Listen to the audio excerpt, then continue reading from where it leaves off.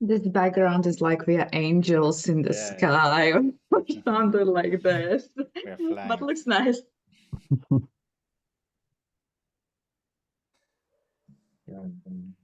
Well, Hey Gareth. Okay, guys, everyone is here. Let's start. So I'll go first. Let me share my screen. Do you see my screen, guys? Yes.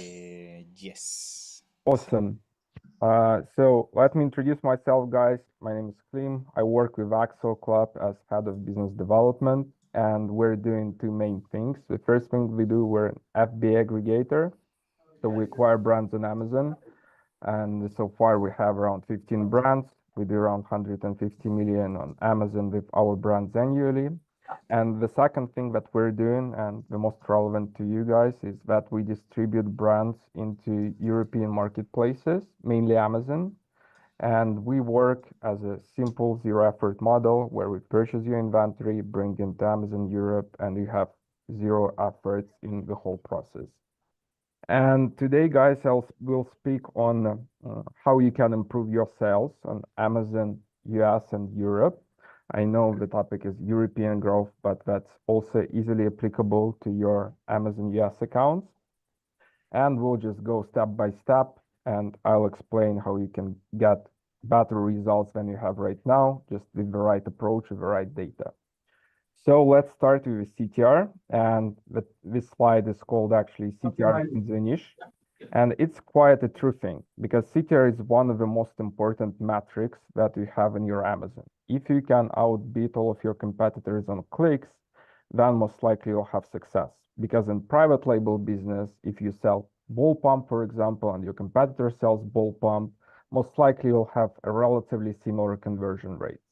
So the one who converts better with clicks on their listing, he wins. And CTR is basically consists of the three main things. Two of them are kind of objective, like price slash your cost of goods sold and current organic positions. They're easily manageable, trackable, and changeable. And the last one is hero image, the most important probably thing in CTR, along with the price, but that's much harder, like to optimize to understand what will work and what's not. So let's start with the hero image. So basically, hero image, one of the most important things, first thing that the customer sees, and it's by far one of the most important factors in CTR. Second one is cost of goods sold and price, obviously, like why sell also cost of goods sold? Because price is not that objective. But if you're sure that your purchase price is similar to your competitors or better than your competitors, then most likely you have the same fee structure and everything is similar in terms of the Amazon fees. And if you have similar purchase price to them, you'll be able to compete on price and your business will be more sustainable and profitable, or at least it will have same profitability as your competitors have. And current organic position, it's pretty obvious, like the higher you are, the more clicks you get, just because people see you first. And guys, also important note, if you're trying to start with your own Gantt, like you're trying to optimize your PPC first without optimizing your CTR, it doesn't make a lot of sense. Like when you have your CTR nailed, then everything is tailored, like you're sure that your hero image is tailored, price is more than competitive, then you can do everything with PPC and it will work. And today we'll go through a few examples of how things can turn around pretty quickly. And you can see on that slide, that's one of our listings. It's right now like number 17th on Amazon US because we have a slight out of stock that we're managing, but it was feeling much better. And you can see on the image that our hero image is pretty much different compared to the other ASINs. But all the ASINs are pretty much the same. It's just a simple magnetic strip.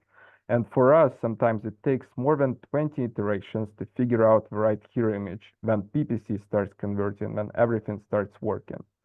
And I'll show you the Keepa slide of that exact product. Nothing was changed. It has same price, same PPC spent. The only thing we changed here in March 1, we changed the hero image. And you can see how situation started to turn around. Like we were 500 in the BSR position, and in like week 2 weeks, we just got the 8th position. just because hero image converts so much better into clicks. And as I said, you can see examples of the competitors. Our image looks a bit different, and occasionally, like, it was something that people wanted to see. They wanted to see their knife strip in their kitchen interior that no one was doing before. In some cases, obviously, Amazon is not allowing you to put these types of hero images when you have something on the background, but just try to change something in the image settings so it will go through. The worst case scenario with Amazon, they just won't pass your image through their AI checker, but if it goes through, you win the competition. It's pretty easy. Like 20 times we manipulated this hero image, like changed it all the way, and the final version worked, like instant growth, and you can see results just in front of you. Here's the other great example. That's one of our, I would say, peer sellers we speak with. It's not our brand. You can see the niche is kind of very generic, I would say. It's paracord ropes. And you can see how amazingly he does with his hero images compared to number 3, 4, 11, 12, even though number 11 is kind of cheapest on the price in the market. They outbeat them because people click their image, and that's the case. And guys, as said on the previous slide, just try not to start with your PPC. Always start with your CTR, with your design, with your price. If you have that nailed, you'll have success with PPC. And I'll tell you even more, like I acquired lots of brands. I spoke with, I don't know, like 500 plus brands, and the biggest sellers I've met on Amazon, like guys who make billions and top one seller on Amazon. His design team is 3 times bigger than his PPC team. And that's their main thing that they're pushing on, their design, their hero images. Let's go next. For a second one, as I said, it's price, your purchase price of the products with your manufacturer. Usually, Amazon is about price competition. Not in all the cases. Sometimes you can see brands like Stanley, for example, which who will convert anyways because they're omni-channel, very well-known brands. But if you're living in a paradigm of, let's say, typical private label, where all the products are plus minus the same, there's a little room to, differentiate yourself. You should be sure to differentiate yourself with your hero image and make sure you're staying competitive with your purchase price. Because if your cost of goods is 2 times or 1.5 times higher, you won't be able to compete on Amazon. It's just very hard to do that. And then you have these 2 things settled. Amazon actually gives you all the tools in that world to understand your current market position and what exact leverages you have to push on when you actually, like trying to push your product further in the organic positions. So that's also one of our brands. It's called SportBit, where like sometimes number 1, sometimes number 2 seller in ball pumps. And you can see the keyword, for example, 43,000 search volume. And what we can see from that slide, Amazon gives you all of that data for you and for your competitors. Amazon gives you clicks, how much clicks you got last month. You can filter it by weekly, annually, whatever. They give you impressions to the customers in that exact keyword. And you can easily, by looking at these numbers, make your judgments and understand what to do next. Besides that, there is a search term tab in brand analytics where you can see relative conversions of your competitors. That also helps a lot. So you can see that we have around 4,000 clicks for 50,000 impressions, roughly. That means we have around 8% click-through rate, which is really good in, I would say, in that niche, because you can see the closest competitors, like Eaton Wolf, we're getting 500 clicks on 40,000 impressions, much lower CTR. The only guys who outbeat us in that keyword is this Franklin Sports ball pump, but that's a very well-known brand. It's omni-channel, and it's very hard for us to compete with them due to their brand awareness. So people just know Franklin Sports, they click on that, they purchase that. So besides that, there is also Nike, but Nike is priced too much. They're also a very well-known brand in the world, obviously. But Franklin Sports dominates Finnish due to their brand awareness and good pricing here. But what you can also see in here, that we're buying the most amount of impressions in the niche, almost the most amount of impressions. And if Franklin, let's say, bought 20,000 more impressions, they would have much more sales than they have right now.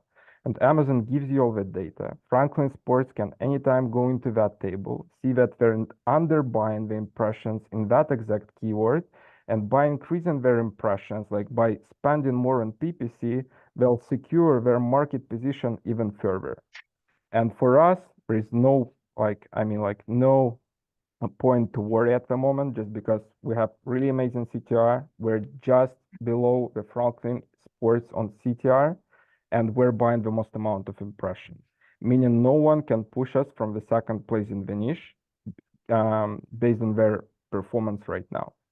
So this data is given to you by Amazon for each keyword. You can take a look at each keyword, understand where you need to push. If you have good CTR in some keyword and you see you're not buying enough impressions, just push on that keyword. Amazon gives it to you.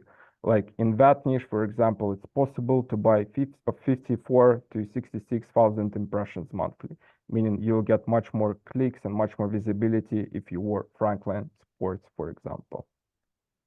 The second one, when you have that nailed, there are like two best hacks on Amazon, how to actually increase your conversion rate to increase your organic positions even further.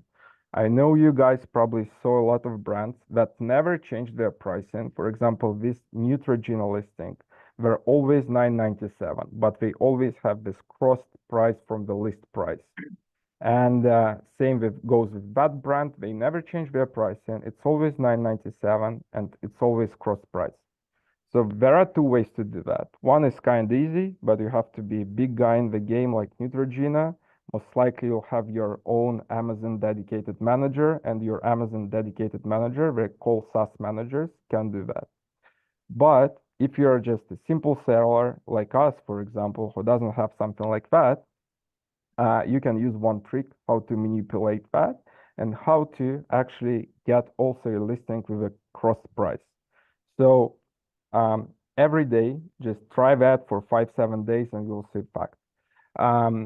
You have two settings in your listing. One is called your price and second one is called list price.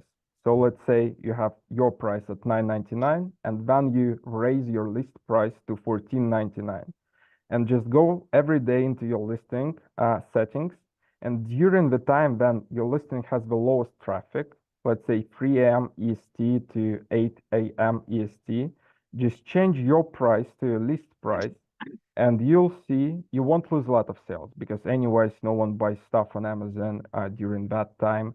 It's much lower traffic. It's around 5% of your total sales during that time frame.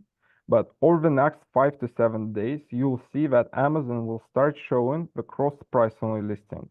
And it will be like here, minus 46, minus 27%. Just make sure that your buy box is not gone and change your list, your price to slightly higher price or the curse of that low traffic time frame. That's a conversion killer. That's very good life hack. And if you do that, you'll see a great increase of your sales. And the last one, when you have everything nailed, just use best deals. I know it's like best deals are actually one of the best traffic generators and one of the best tools to rank products on Amazon. So what you do also, then you did your list price thing, and then you increased artificially your list price, deal prices will also be reflected from the list price. And you'll have not 10% or 20% like you had before. You'll have like 40%, 50%, depending on how you set your list price. And that way you'll convert even much better because when people see like 50% discount, they'll convert much better compared like to 10, 15, 20% discounts. So that's it for me, guys. Was happy to present you. Hope you had some, I don't know, like interesting information in my presentation. Hope it will work for you. Hope you'll increase your sales. And if by any chance you would want to expand to Europe, don't hesitate to reach out to us. We're like a zero effort model for you. We purchase inventory, we work with compliance on your end, we do all the PPC, we do everything. For you just to come to us and say, hey, I want to sell in Europe. If you're selling good on Amazon, just come to us and we'll sell you on Amazon Europe. Thank you guys. Okay, so next is Vincenza. I guess it's your turn, please. Yeah. Thank you, Clem.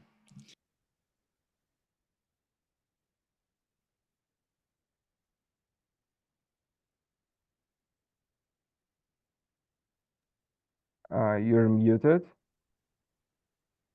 Yes, can you hear me now? Yeah, I hear you. Awesome, awesome. So let me just, I'm just preparing the screen here to share.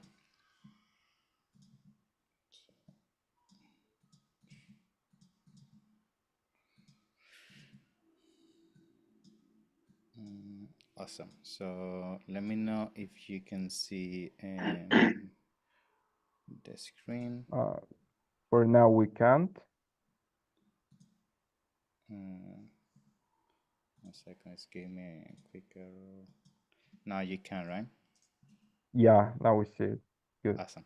Thank you. Awesome, guys. So first of all, Clem and the rest of the team, pleasure to be here. So today, what I really want to do is make a quick emphasis on the opportunity to expansion towards Europe. So I just want to go over, some of the pointers in terms, why expanding to Europe is a thing that definitely our brand should be looking forward to, especially in 2025 with everything that we're experiencing across, globally, especially in the US. The whole situation with tariffs has been such a huge headache. So Europe has been a very good alternative for some of the brands that we manage. And I'm going to be sharing some of the facts, some of the things that you have to consider, then just essentially open the conversation about what are some of the initial steps you need to do to make it happen when it comes to expanding your brand. Okay, so I'm going to start with a quick intro about myself for those that might not know me. My name Vincenzo, founder and CEO of Ecomcy. We're a full service agency based in the UK in London, specialized in doing everything in house when it comes to managing brands on Amazon. And also we do Walmart and TikTok in the USA. To give you some quick stats about us, we today we have worked with over 1,000 brands. We have a team of close to 70 people now, portfolio over 100 million, over 30 million in ad spend. So we do a lot of things when it comes to pretty much manage brands, and that's some of the things that, of course, has allowed us to come to understanding what are some of the trends, what are some of the things you have to consider, and what is the best route, especially when it comes to Europe, and how you can expand them. So I guess the most important thing is why Europe and why now. I would say the reason is pretty simple. We're seeing how global economics are becoming, unfortunately, very unstable. US is not what it used to be, unfortunately, economically. There's a lot of things politically. There's a lot of uncertainty in what is ahead. And I think this is definitely the time for you to start exploring outside of the US. I know there were just news today about the tariffs and essentially being imposed more right now, but we know how the current government in power is. Things might come back very fast. So I think now definitely you need to diversify. This is something that is not only because of tariffs, it's also because that's usually how you can scale your brand and your business the fastest. We manage a lot of brands, and usually what we found is that the easiest way to actually make the most out of it and get a bigger exit is when your business is highly diversified, especially on different regions. So definitely a no-brainer. And just to name you other regions beyond Europe that we're looking at, we're also looking at Canada, Mexico are being interesting niches we're entering right now. Middle East is having a significant growth. Amazon Japan, Amazon Australia, just to name a few. So definitely have start looking at those because I can tell you, especially because I do a lot of things in all those markets, the competition is nowhere near compared to the US. Like the market is pretty much very early stages on some of those regions, and we have brands that we enter and we pretty much dominate from day one. It's like pretty much like a monopoly, we can say, because people don't really have grasped the meaning of PPC, listing optimization, all of that. So if you have a good product, it's very easy for you to enter. So I guess the other thing I love about Europe, to give some intro about what I'm going to be talking next, is really the diversity that you have. I feel one of the things that you're going to encounter in Europe is, I always say, is like you have multiple opportunities to revive your product and tap into different personas, which is usually not the case with markets such as the States, right? You have usually the people that is there, the same language. You may have, of course, Hispanic people that is also a big community, but beyond that is pretty narrow, which is not the case in Europe. You have Italy, Spain, France, the UK, and so on, and all the other small European markets. So it's definitely very easy for you to understand and reverse engineer how you can localize your listing and your branding overall, and you can effectively become a dominant brand very fast if your product is the right fit, of course. And I would say beyond that is also the growth potential. Like I always track everything in terms of what is happening with the keywords, what is happening with the categories in terms of how many new competitors are coming on board, how many new customers are coming. And I consistently see that there is a very, very good growth rate across most of the categories. And this is something that at the same time is a huge opportunity, because what I'm going to be touching next, which is all the obstacles you're going to encounter, is what makes a lot of people not jump to Europe.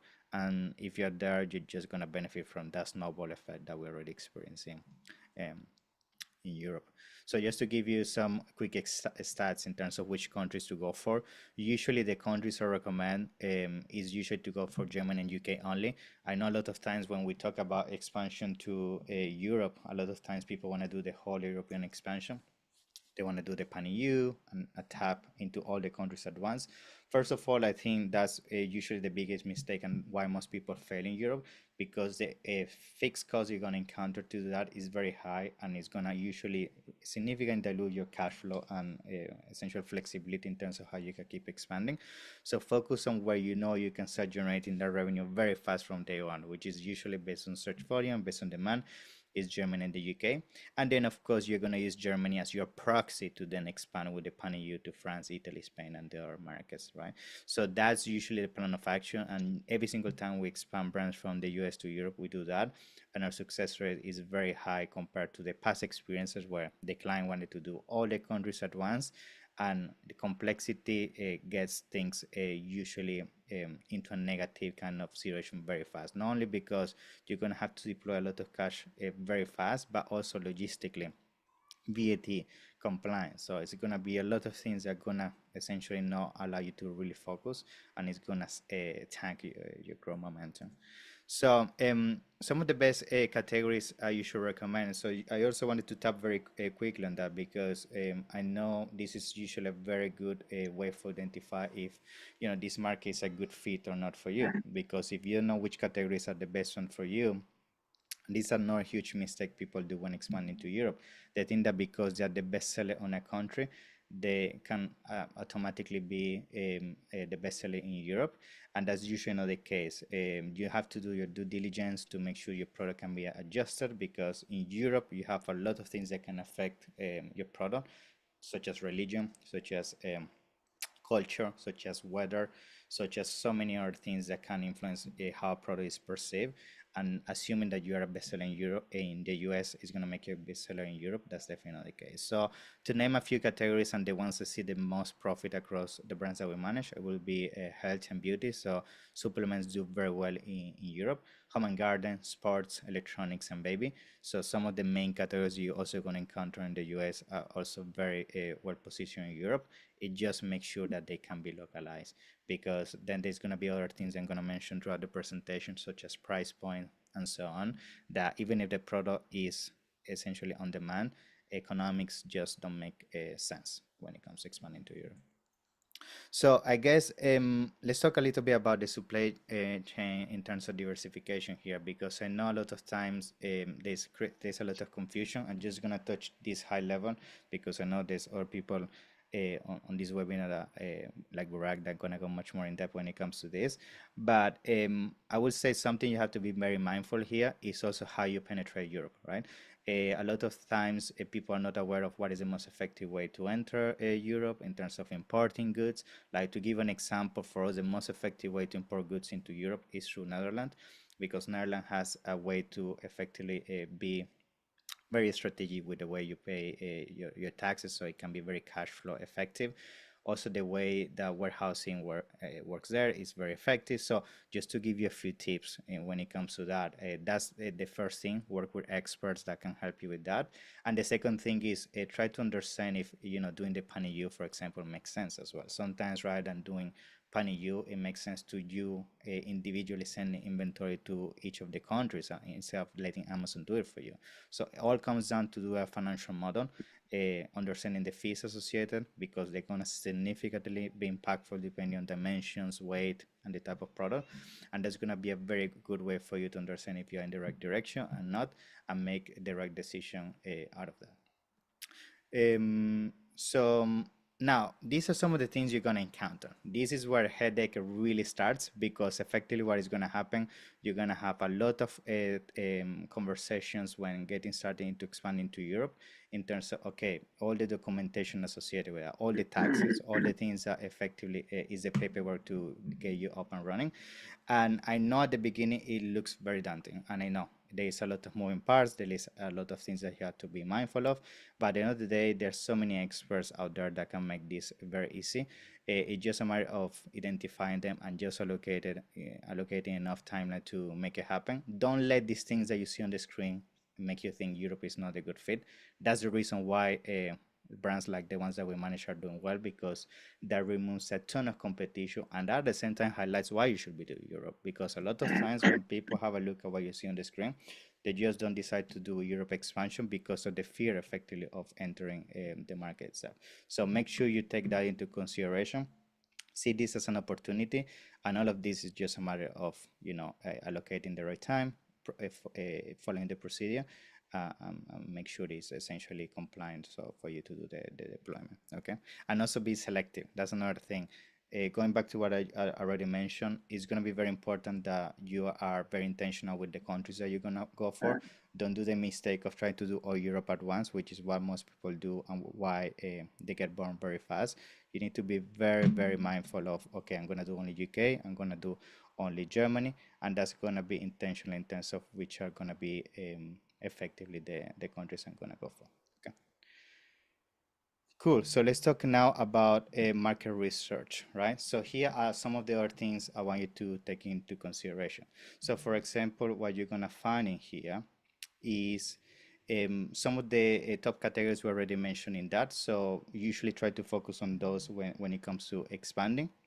Now, the other thing you want to take also into consideration is the consumer preference. So now with things such as ChatGPT and all of that, it's very easy for you to understand what are some of the habits on specific regions. And that at the same time is a huge opportunity, because what allows you to do is effectively identify, what are the trends, how I can localize my product to make it effective for that region, and therefore out of that make the most out of it. Now, the other thing is the seasonal side of things. Seasonality in Europe is another very big thing, and you have to be very, very careful when it comes to that. Because if you don't, and I see that also a mistake that happens multiple times, you might assume that the product is going to sell throughout all the year, just because you're making effectively the assumption of the US, which seasonality tends to be different than Europe, and that can effectively create a big hole on your pocket very fast. So make sure you use seasonality as part of your research, and on top of that, leverage that. Because on Europe, something that I don't see compared to our market, there's a lot of peaks throughout the season that usually you don't find in other markets. And if you put the product on the right time with the right emphasis, you can actually make a lot of profit, right? Because as I say, competition is less and you can leverage that. So localizing, not a huge thing. Another mistake I see people do is they don't localize their products. So going back to culture and of course things that have to do with religion, or just the region overall of how they perceive certain products, you need to make sure you put that into your copy, your images, and all of that. Now with ChatGPT, there's no excuse. You can easily now analyze an audience. You can easily analyze reviews. You can reverse engineer what works, what doesn't work, and make a good decision out of that. So definitely make and put a lot of emphasis on that. Otherwise, you can end up in a situation where a product is potentially the right fit, but you're just not convey the right message through our emotions and all of that. Packaging, huge thing. You're gonna find that when you enter Europe, you really need to make sure that you understand packaging regulation, Depending on the country, it's going to change. Certain logos, certain things that you can put and you cannot put in terms of claims. So make sure you put that into consideration as part of the investment, because if not, that can also be an easy way for you to leave a lot of money on the table. And now when it comes to branding, you also can have opportunities where you can adjust the branding depending on the region. So effectively what you're going to try to do is understanding, okay, maybe the branding in Italy has to be focused more towards this tendency because I know Italians perceive branding this way. The same with Germans. Make sure that's considered, otherwise we see a significant drop on conversion if you just copy paste what you do in the US and when expanding to Europe. So here, just to quickly go over again the logistics of things. Usually there are two main methodologies you can do. You can do EFN or Pan-European. Most of the time what I recommend you is you get started with Germany and the UK, as I mentioned, and then from Germany you can do EFN to start testing the other countries. And then when you start identifying the countries that make sense for you and you see some traction, you can activate Pan-EU. And essentially that can be a more cost-effective way, right? And going back to my initial point, having VAT and compliance on all the countries at once, which potentially might not be the ideal ones for you. Here's another quick thing I wanted to show you. So people usually compare US market and Europe market when it comes to pricing. So you're gonna find again, the tariffs is, this graph is moving up and down because, as I said, there's not really an end goal right now with the whole situation. So be mindful of that. However, if we go back to everything in terms of shipping and compliance and marketing, what you're gonna find is that the situation here is very similar. In fact, something that I find very interesting here is that shipping and marketing, that's usually the things that people tend to care the most, are very par to par. And the way we compare this is historically, you know, how much you're paying on shipping, how much you're paying on PPC, and all of that. So this is a clear indication across across the brands that we manage, that we don't usually see a significant kind of issue of pricing when it comes to shipping and marketing. Usually the biggest hit is going to be on compliance.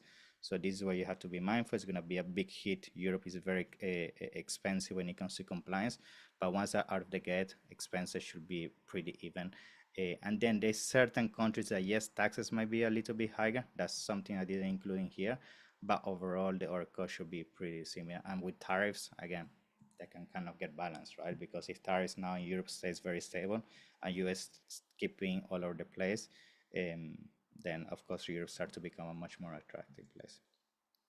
So now in terms of marketing, very quickly I wanted to also touch on this. Like some of the things I also love about Europe is that with PPC, what you're gonna find is you're very good at PPC in Europe. In the US, Europe, you can actually maximize so much more the return on investment. The reason, very simple, competition is so much lower. There's a lot of people that is aware of the technicalities and the advanced kind of things we do in the US.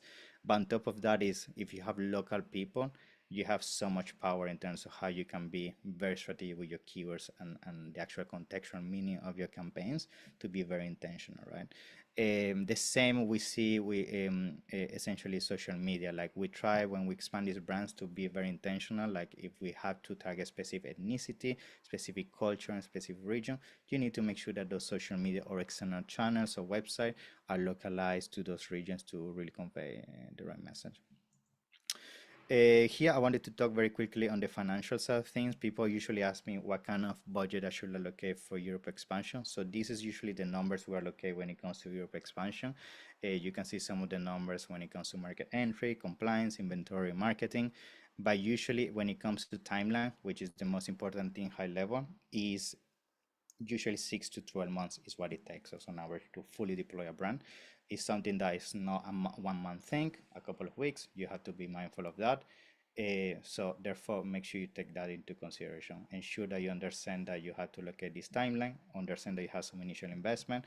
And that's why if you're having a good moment right now in the US, I think it's the best moment to do the expansion, because now you can use that cash flow to effectively have a more aggressive growth in Europe and therefore keep the momentum going in terms of diversification. Here are some quick things in terms of tools. When it comes to translation, there are many ways now to do translation. Now we internally have local people. I believe more in human translation when it comes to this, because there is a lot of slang and things that only people are local will understand to put it together. But things such as ChatGPT is definitely a no-brainer. With payment solutions, there's many out there, like the one that we use and it's giving us very good results is Warfirst. Allows us to manage multiple currency, get paid in different currency, manage currency digitally. So definitely a no-brainer. And when it comes to a VAT, of course, Hello Tax have asked some of our closest partners, and analytics, which is very important, where a lot of people drop the ball. Three things. That's essentially understanding if you're making money, if you're not making money, what each country allocates when it comes to fees, because that's another huge thing. Fees change depending from country to country. So you have to be aware of that and not assume that is the same fee across all of them, because that's where a couple of points in terms of percentage can effectively make you profitable very fast. Now, some risk here. I just wanted to add, the reason we're adding some technicality here is I want then, once you guys have a look at the recording, get the slides as well, you can go slowly, step by step of what I will be doing. But the most important things and where usually people reach roadblocks is this three things: the supply thing, the cash flow, and regulation. So try to make sure you have the right partner, especially on these two. A guy that really knows how to put products in Europe, how to store them, a guy that really knows everything around labels and permissions and on labels and all of that. And from a cash flow perspective, try to do a cash flow projection using your US projection and see if you can actually fund your European expansion, because that's where a lot of people usually take the two things correct, but then they don't just have the fuel to keep the growth going, right? And then, of course, there are things that we've been mentioning, right? Having a contingency plan, understanding how I will get around certain things from a compliance point of view, in terms of advertising point of view, localization. Make sure those plans are in place, because trust me, things that can go wrong will go wrong. Partnerships, huge thing. For me, some of the things, I mean, we already have a very strong network in Europe, so usually people that work with us will automatically get access to this. But something I will try to do as a brand, if you enter into Europe, try to understand the local market, go to trade shows, understand distributions, understand the whole community, because that can open doors very fast for you, not only on e-commerce in general, but also retail locations. You can potentially have a person that can represent your brand in countries that are very small across Europe. So put focus on that, because that's an easy way for you to also keep expanding your growth across Europe. Customer service, huge. Have a local team. That's another thing that we see people failing, especially with Germany. If you don't have a local team in Germany and you start replying with copy-paste translations, trust me, the one-star reviews are gonna fly. So make sure you have somebody that really understands the language, that really understands the psychology behind some of these countries, and can really convey that link with the customer. Okay. And final, to start coming to a conclusion, I would say tracking. Track your KPIs. Define the KPIs from day one. How does success look like for me? Like, my success look like I want to achieve this amount of extra revenue. I want to launch this extra amount of products that are going to allow me to diversify. I want to make X amount of profit. Make sure you understand that, because if you don't, it's very easy for you to start going all over the place and leave a lot of money on the table. So make sure you understand that, analyze competition, make sure you understand, of course, what they're doing and how you can counteract that, and localization. Localization all the time. I keep saying that because that's key, and that's where a lot of people leave, again, opportunity on the table. And then just to quickly cover is diversification. I will say the other thing of Europe that I love, and most likely if you do your research, you will find, sometimes you can find a opportunity from a supply point of view. We're seeing some brands actually already doing that because of everything going on.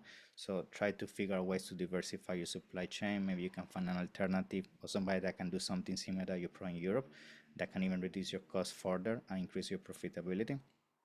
And pricing is another thing. You need to understand that Europe, from a fee perspective and a tax perspective, is usually more aggressive than the US, especially pricing. People is very price sensitive. So if your product doesn't have that elasticity when it comes to pricing, you're gonna struggle in Europe. So make sure that's considered. Inventory, again, that's king, and that applies the same for the US. And finalizing, like, keep that learning. Like, Europe is something that's constantly changing. There's a lot of things that are in the US that come into Europe, and if you maximize that, that's going to give you a head, right? A head edge. So this is a final roadmap. Just wanted to make it very visual so you can take it home, have a read. But this is usually what we do when it comes to Europe. 6 to 12 months is total expansion. By year 2, we aim profitability. So it's usually a 2-year plan if you're starting from zero. So that's usually what works for us. And of course, implementing all the things I already mentioned. If the product is the right fit, I don't see why you wouldn't benefit from that expansion. So yeah, that's everything from me. Thank you so much again for the opportunity. Again, if you want to have a conversation about how we can help you with Europe expansion, we do that all the time. So happy to jump on a call, have a look at your brand, your product, see if it's a good fit. And if that's the case, have a conversation about how we can make it happen. Yeah. So thank you for your time. Yeah. Thank you, Vincenzo. That was truly helpful. Great insights. Vladislava, I guess you're next. Yep, Your mic. thank you so much. Thank you, Vincenzo. That was really useful. And let me start with my presentation. I'm going to start with the screen sharing. And tell me, please, if you're able to see my screen now. Yeah, we see it. Cool. Okay, so the quick intro of mine. My name is Vladislava, and I'm the head of global business development here at Vapi Fulfillment. We already just touched a bit about the Vincenzo presentation of fulfillment parts, so now I'm going to dive deeper and explain in details how we work in regards of EU expansion. So today we will explore 3 main points: when to use a 3PL for Amazon, how to scale into European market, and what exactly Vapi makes different. Or the topic, strategic use of a third-party fulfillment for European expansion on Amazon. Let's go. So basically, let's start with the basics. It's important to understand the main logistic terms of Amazon fulfillment for our audience. And let's start with the main and the most popular one that calls FBA or fulfillment by Amazon. A lot of Amazon sellers start with this fulfillment option. It's basically the easiest in the process of logistics, because you just deliver in bulk from the manufacturer to one of Amazon facilities, where Amazon takes care of storing the goods, picking and packing the goods, and delivering the goods to the final customer. It gives you the prime access. It gives you some bonuses in regards of marketing and listing preparation, but of course the fees might be higher, and in that scenario there is no control of you as the seller. The FBM, completely opposite, fulfillment by merchant. The scenario when the seller store the goods everywhere they want to, they just fulfill, then pick and pack and deliver the goods by their own. The bonus that is fully controlled by the seller. But the negative side is that you do not have such bonuses that you could have working with Amazon and high workload. And then it comes for the 3PL or WAPI that combines both. It's possible to work with a 3PL in Europe as the Amazon preparation services. So basically you deliver bulk from China to Europe, the warehouse store the goods and then prepare the goods as per Amazon regulations in the quantities that you need to send to Amazon and deliver to Amazon warehouse. Or you just store the goods, pick and pack the goods, and deliver as the FBM option. Cost efficiency, flexibility, and you're ready, because all the warehouses know how to work with Amazon in Europe and with other marketplaces. When you should start consider 3PL for Europe? When you want to have a lower cross-border cost, because the local providers can get such fees better than Amazon offer if we are talking in regards of cross-border. The Amazon might have the better rates for delivering locally, for example, from Germany to Germany or from Italy to Italy. But if you're talking about launching your products in multiple countries, the local fulfillment might get a much better prices for the cross-border deliveries. Fast market launch. You can enter a new country in less within 7-10 days, because the warehouses that a lot of companies has inside the European Union, more than 2 or 3 or 4 facilities. For example, with Vapi, we have more than 11 warehouses. So you can tell us the target audience, the target market you want to launch, and we will prepare the goods and we will bring them to the facility where the top customers are located. The next one I like the most is the full branding control. exactly what Vincenzo mentioned as well. This is the moment when it comes to branding packages, branding gifts, or something like that. You can provide the fulfillment, the branded packages of yours, and fulfillment will use them for picking and packing your goods and delivering your goods. We know how important it is nowadays that your customers can receive a beautiful package, take a picture, put it on Instagram or TikTok. With Amazon, this is could be a little bit different. Local delivery advantage, and the last one, ability to work on different online platforms with a single fulfillment providers, because most of them are integrated with a plenty of marketplaces. This is the question about spreading your eggs into many baskets, not storing just in one. You can work with Amazon. You can launch additional local marketplace. For example, in Poland, it's Allegro. In Romania, it's eMark. In Germany, it's Kaufland. Or even make your listing from where you can get more potential customers. What else? Why choose Vapi for Amazon expansion? Because as I say, we have plenty of warehouses that are located in Europe and in the UK. The top facilities in the countries like Germany and UK, they can easily cover with less stress for you. It's a fast 24, 48 hours local delivery, no infrastructure setup needed. And we have an Amazon experts that knows how to help you with Amazon listing and how to make them more attractive for potential buyers.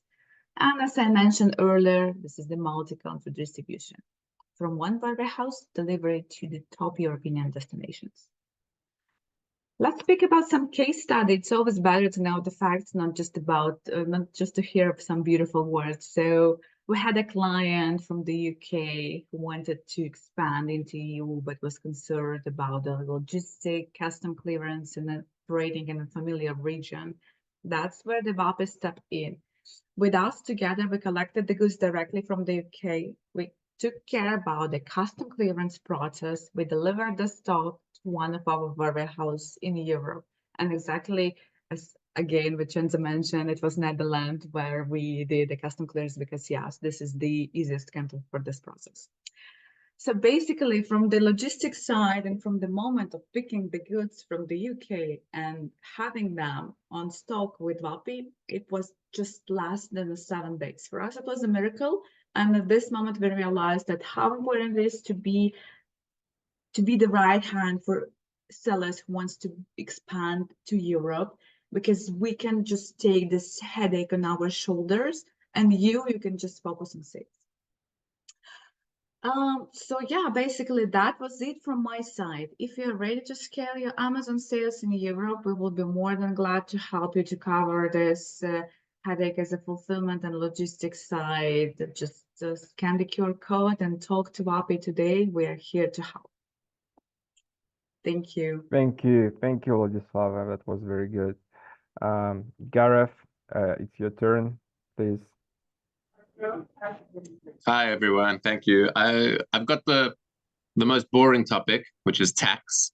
So I haven't put a presentation, and I'm going to be very, very quick. I thought I would just quite a few of the presenters have mentioned tax. I thought I would just try and give a little bit of basic information of things that you need to consider. I'm the CEO of a business called Yonder Tax. We help businesses around the world with VAT and GST and sales tax compliance. So whether you're selling in Europe or the UK or the United States, if you need any help or just advice with your compliance for taxes, that's something we can help with, and we connect to Amazon to automate the whole experience. So always happy to help wherever possible. But just basically, when expanding into Europe, there's a couple of very simple rules that you need to think about, and very important that you are aware of them, as some of the other people have obviously mentioned today. Number one is that Amazon will not let you sell from certain regions unless you are VAT registered. It's actually one of the first barriers to entry. If you're going to store your goods in a warehouse in an Amazon fulfillment center, you have to be VAT registered in that country. Even if you use a 3PL like Vapi, like Vladislava has spoken about, having goods in a country before you sell them creates a VAT obligation, unfortunately, and Amazon is very, very strict on this. So they expect you to give you the VAT registration information before they allow you to start selling. So it really is an important consideration. Now, dealing with VAT compliance is quite simple in practice because companies like us and some of the other providers that Vincenzo mentioned earlier can automate this for you, but it comes with a cost, unfortunately. And the more We've lost you. Yeah, your voice Gareth, is gone. your Yeah. mic stopped working.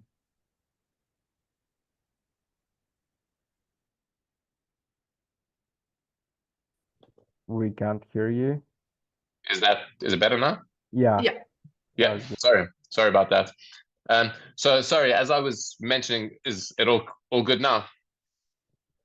Yeah. So as I was mentioning, therefore deciding, the fulfillment model, as mentioned by a couple of the people, is very, very important, because if you want to use the pan EU FBA, for example, that's 6 fulfillment warehouses that you're going to be using in Europe, which is very, very good from a fulfillment perspective, but it's very expensive from a VAT compliance perspective. So sometimes you need to consider the pros and the cons, the advantages and the disadvantages of your fulfillment model, because it's going to have an impact on your VAT obligation. So the first thing to think about is that you will definitely need to be VAT registered in a country if you're going to sell from that country, and you need to be registered before you can start selling. So and these registrations can take 4 to 6 weeks in some countries. So you do need to get started on these things before deciding to expand. As many of the presenters have mentioned, it's usually best to start slowly. So to maybe only use the UK, which is quite easy to register in, and then to pick just one EU country, usually Germany as the first, because it's the biggest market, as we've seen, and then to expand into pan EU after that. So that's the first thing just to realize, is that there is this unfortunate VAT compliance obligation that you cannot get around, and you're going to need to speak to people like Yonder Tax to help you automate that and to get the best prices and the best process. The other things to mention are that the VAT, although it is not actually your obligation to collect the VAT, it is Amazon's obligation to collect the VAT. They will add the tax at checkout to your price, and they will have to pay that to the tax authorities.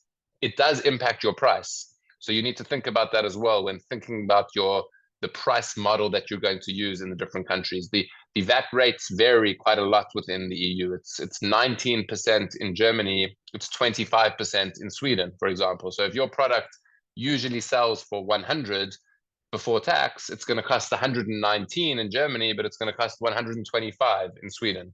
So it's very important to realize, and you don't control that. Amazon adds that tax at checkout. So it's, again, when thinking about your pricing strategy, which is very important, always factor in that you're going to have to add at least 19% onto that, to what the customer is going to be paying. Even though it's not your responsibility to collect that tax and pay it, it is your responsibility to register for VAT and report your sales, but factor that in when it comes to your pricing strategy. And then the final thing I will just mention, other than thinking about where you might need to be VAT registered and also what your pricing model might be, is that there is a cash flow implication of moving products into the European Union or moving products into the United Kingdom from outside. You're importing goods into the country, and there's going to be an import tax to pay, an import VAT, which will be 20% in the UK.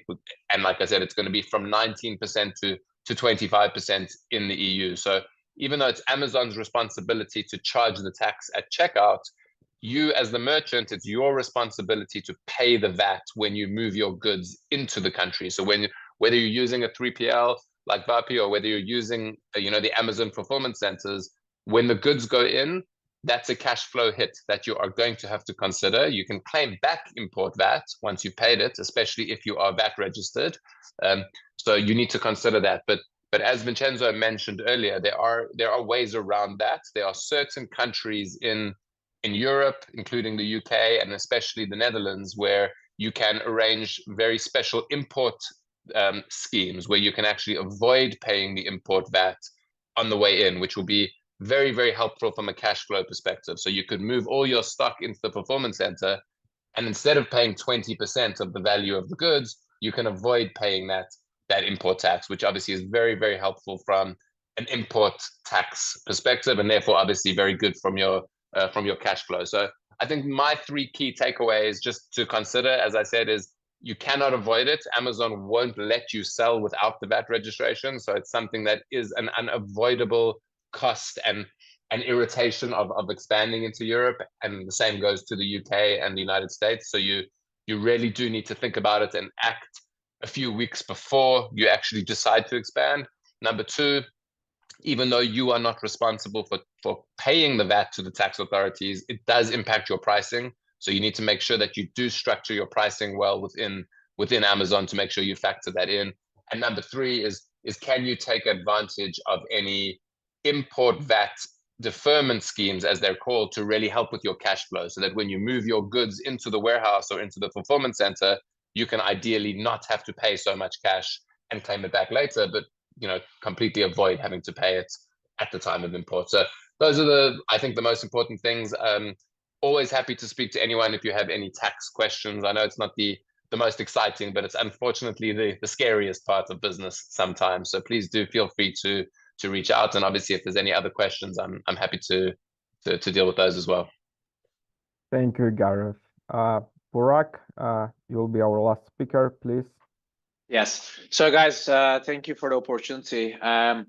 I lived in China 7 years, and last 6 years I'm based out of Miami, and I did my MBA in Paris actually. So I kind of touched a little bit of every region and what is going on with the tariff, especially from China to US. And it's a great opportunity. I will be agree with Vincenzo to start exploring other marketplace. I don't have a presentation, but basically I want to talk about everything in the pipeline, all the way from factory floor to the consumer. So we are talking about the full supply chain in here: international shipping, custom clearance. We talk about tax and duty. It's very different in Europe, but I feel all these complexity, the languages, the differences, the cultures, regulations, is an opportunity. It's not anymore 5 years ago you source a product from Alibaba and put your own brand and start shipping to Amazon and start making sales. Competition is higher, the landing costs are higher, the PPC costs are higher. So that's why you need to understand your landing costs, purchase of the product, and plus adding on top of everything. More importantly, as also Vladislava mentioned about how important to choose the 3PL, the location, as well as the returns, making sure that those products either Amazon reimbursed you or they're in the sellable conditions. There are a lot of frauds actually that unfortunately some buyers are buying products and returning empty boxes. Amazon still charges you. They don't double check that. So it's extremely important. Why is the best time to actually start expanding to Europe? There has been hot topic last 2 years actually about selling omni-channel. So if you sell in the US, like start Walmart, Shopify, TikTok. If you're on other marketplaces, other regions, start expanding to Europe, UK, Australia. Amazon grew 35% last year, as well as Walmart US, first time did in the history profit actually in the e-commerce department. So I definitely think that Europe has a huge population. Europe has a huge potential to start expanding. What are the challenges and why you should actually expand to Europe with your existing products? Maybe Vincenzo mentioned about some data that what kind of categories are the best, what kind of products can be fast selling, but it's also important to leverage your relationship with your existing supplier and use your catalog to increase your annual quantity to start shipping out to every single country in the world, or more importantly, different sales channels. So this way you can get better payment terms from your suppliers, you can get better prices, you can have lower international shipping costs to diversify your regions. When you have a big issue, let's say with Australia or US or Canada, you can start using this inventory to start expanding new marketplaces. And because Europe and UK seems very complicated, this is why I think it's a really good thing to do. So if you feel that you can do it, and most of the competitors, they don't want to do it. So that's why it also makes the brand more valuable. If you want to exit one day, that should be strategy. But more importantly, once you start selling in different countries and different marketplaces, you can have the opportunity to have a B2B, so wholesale opportunity for your brand. So when it comes to the shipping from China, we have an office in China. I lived there 7 years. Anywhere in the Southeast Asia, or if you have an inventory in the US that is not selling well, you want to re-export it, start shipping to UK, Europe. It's actually a great option. We also have train option when we had a problem with, especially from China, when we had a problem in the Red Sea, and then Suez Channel was blocked 3 years ago with the crazy evergreen container vessel. So companies start looking for alternatives to ship out from China to Europe, UK. So that's one thing that I like, that companies, they have options to ship from Asia to Europe by train as well. Ocean is always, the most economic and fastest way, actually, of course, after the air freight, but cost and efficiency we're talking about. So the shipping part actually is not that complicated from China or any other country. If you're sourcing, especially products from, let's say, Turkey, getting like very popular, you can do truck shipments to Europe, but the custom clearance is quite a bit complicated compared to the UK, compared to US or Canada. So I also recommend to use Netherlands and then working with a Netherlands 3PL partner. Something actually interesting happened. If we talk about the real case studies, one of our customers, they wanted to ship the product from China to Germany.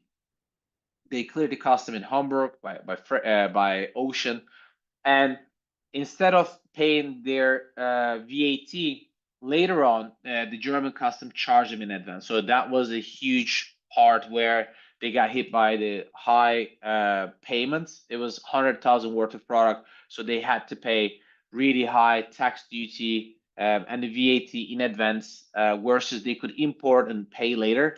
But I think the governments now, especially Germany, is being very strict with importations. And then another thing is like the returns. I also agree again, like with Vincenzo, not to start importing everything at the one time for many countries. I think it's really making sense to keep it simple. Number one, less regulations. Shipping to Italy or shipping to France or shipping to Spain, a lot harder, more expensive, longer transit times. Basically, you tie up more cash flow. So shipping internationally through Netherlands, have a 3PL partner over there. We have a warehouse in Netherlands as well. Having your returns, and then more importantly, if Amazon anytime loses product, work on the reimbursement side. We handle that internally. Is it basically full pipeline for full supply chain solution? And I think it's a great year to start investing in that right now, especially since US paused 90 days tariffs.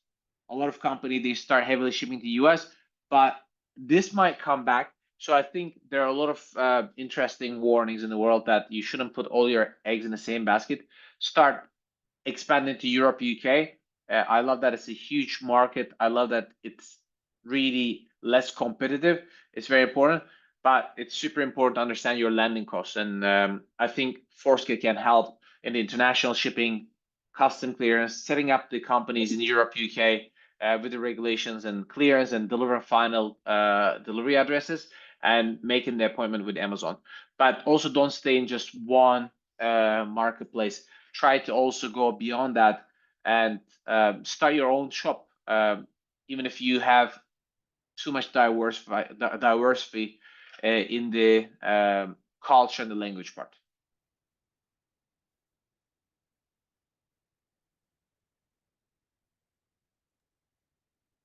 That's it, Brock, right?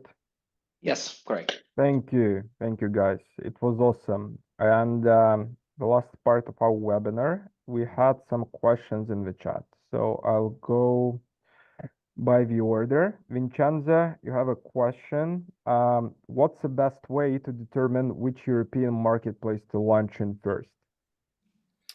So I guess if we want to get a bit more technical in terms of how I choose that, is the first thing I have a look at is starting very high level, which are the countries that on that specific category the revenue is the highest. But then as a second priority, what I have a look at is how competitive that is, because sometimes you're going to encounter, especially countries such as the UK and Germany, there could be already some pretty good established businesses there that might make it very difficult for you to enter. So it's also having a look at distribution of sales, like what is the distribution revenue among the top three sellers? Is the top three sellers controlling more than 50% of the market, which means it's kind of a monopoly? If that's not the case, that's another green flag. And the third point is, I would say price point as well is a very important thing, because sometimes there is search volume, there is revenue, there is no monopoly, but then when you see average price point is 10 euro and you're gonna come with a product that's 30 euro, you're gonna have a tough time unless you have done very good kind of out of Amazon strategy to educate the market that you're coming with a premium proposition to Germany or UK. But again, that takes a lot of resources as well. So pricing, revenue, traffic, distribution of sales, and then out of that, make sure everything is combined and is aligned, and that's usually my decision making factor. Yeah. And one more question for you. How do tariffs compare between US, Europe, and UK marketplaces? I mean, right now is much lower than the US, of course. Now, again, the things with the US is pretty volatile. Like now is not there is no tariffs anymore, but again, it can come back tomorrow. So that's gonna shift as we speak. But I still predict that even at the end of this whole thing we're going through at the US is gonna for sure end up on a higher bracket than the US, than the Europe, just because of the whole thing that's been going on. Like I don't see USA going back to flat rates as it's been, because I mean there's been so much negotiation already. There's already been so much investment from the government to now pull everything back. So I think when everything settles, most likely the US, from a tariff perspective, at least for a year or so, is going to be higher than Europe. Yeah. Thank you, Vincenza. And I have two more questions for Vladislava. And the first one, Vladislava, how do I decide when it's the right time to switch from Amazon FBA to using the 3PL?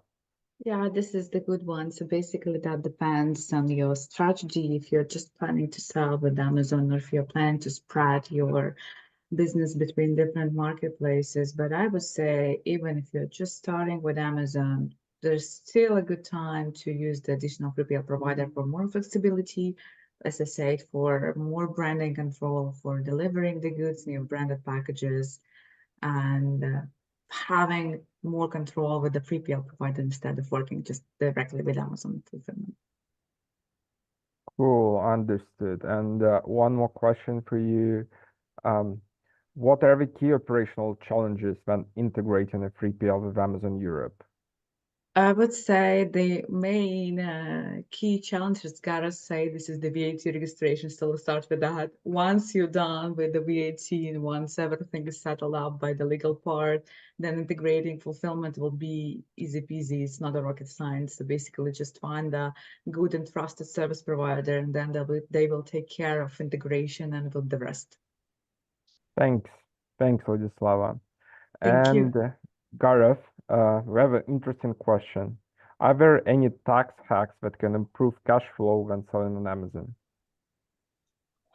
Yeah, so it's a good question. There's two things that companies can think about. Number one, we've touched on, which is definitely thinking about your country of import. Where do you want to put, which country do you want to get your goods through? Because you can avoid paying the import VAT in some countries with the special import VAT deferment. So if you don't want to have to pay 20% of the value of your goods, it's very important that you set that up. So import VAT deferment is the number one cash flow hack.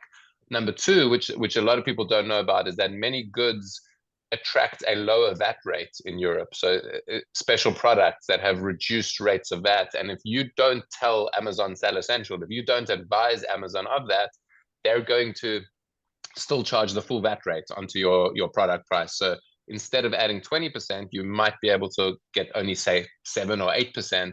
You can increase your prices and still charge the same price, even though it's the same product. So I think those are the two things that you need to think about. Making sure you're charging the right VAT through your Seller Central SKU setup, and the country that you import your goods into, avoid paying the import VAT, which is very possible. Yeah, makes sense. And what are the tax implications of going the FBA versus MFN road?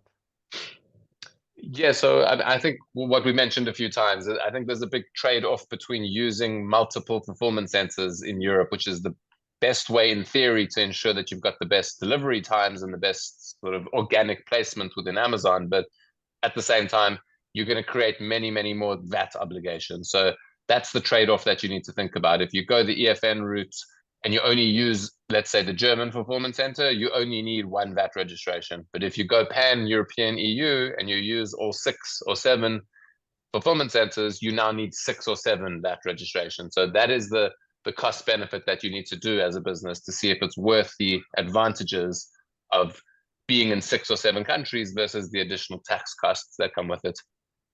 Thank you, Gareth. We have 3 more questions. Two of them goes to Burak. Burak, first one, beyond Amazon, which European marketplaces are booming right now? What sellers should explore besides Amazon? I am not very expert in every single country's website. Maybe Vincenzo could be like a better option on that. I know that eBay, people are buy products from eBay, but I think it's like a lower end products. But I guess Vincenzo would be a better expert on that. So just to confirm, Glenn, is this a country or marketplaces? Marketplaces like e-commerce platforms that should sellers be aware. Yeah, so I would say, I mean, eBay is definitely one that you should be going for if the price is the right fit, because the thing with eBay, which is very big in the UK, for example, is very price sensitive. So if your product is between 10 to $20 mark, eBay could be a good alternative. So that's the first one. Then in Poland, we have a very big marketplace, Allegro, very big, one of the largest as well. So definitely worth checking if you're already doing the effort of being in Europe. Then you have more specific kind of marketplaces like boutique. You have, for example, Zalando, that's more fashion focused. You also have, for example, a Otto in Germany. It's kind of relatively big as well. You have Bol in Belgium and Netherlands. What else? Yeah, I think those are some of the main ones. And then, of course, Etsy. Etsy is actually also very big if your product is within those categories. But I will say at the beginning, when it comes to Europe, like where really you're going to move the needle is with Amazon. So definitely put your effort on that. And then once you have the revenue up and ongoing and you have this snowball effect, that's where I will start exploring some of the ones I mentioned. And go from there. And also, of course, having your own website. Like we see actually, just to make a quick parenthesis, the same kind of phenomenon happen on D2C. On D2C, running Google Ads and even Meta ads in Europe are cheaper than the US. So if you're very good already with what you're doing in the US and you really have mastered Google and Meta ads, which some people in US are very good at that, and you enter with that knowledge in Europe, like you can blow the market very fast as well. Thank you, Vincenzo. And we have the last question. I'll answer it. Is it a good idea to just use distributors and avoid all of that headache? It actually depends on your time frame. How soon do you want to enter Europe? Because usually when it comes to Europe, you should spend around like 6 to 12 months for obtaining VATs, legal entities, like everything you need to be set legally in here. And besides that, the also question you should ask yourself is how much of the control you want to give and you're comfortable to give to other people managing your brand. Sometimes it's a good idea if you find the right partner that can speed up the pace of entering the Europe. But for some people, obviously, they're just not ready to outsource any sales of their brands to anyone else. So it just depends. I would say if you're comfortable with that, give it a try. Definitely, it can speed up the process, like, and give you a head of entering the market like 1 year or something like that. Okay, guys, thanks a lot for the webinar. Was really happy to host everyone, and thanks for sharing such an amazing thoughts and interesting insights. And see you all again. Thank you. Thanks, everyone. See you guys. Bye.